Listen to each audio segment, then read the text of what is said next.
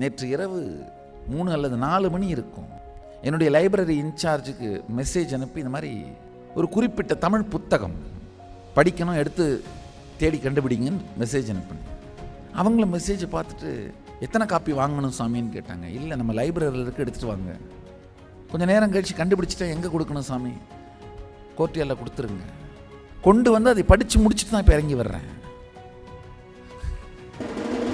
காலம் நேரமாக மாறாமல் இருக்க வேண்டுமென்றால் தள்ளி போடுவதை நிறுத்துங்கள்.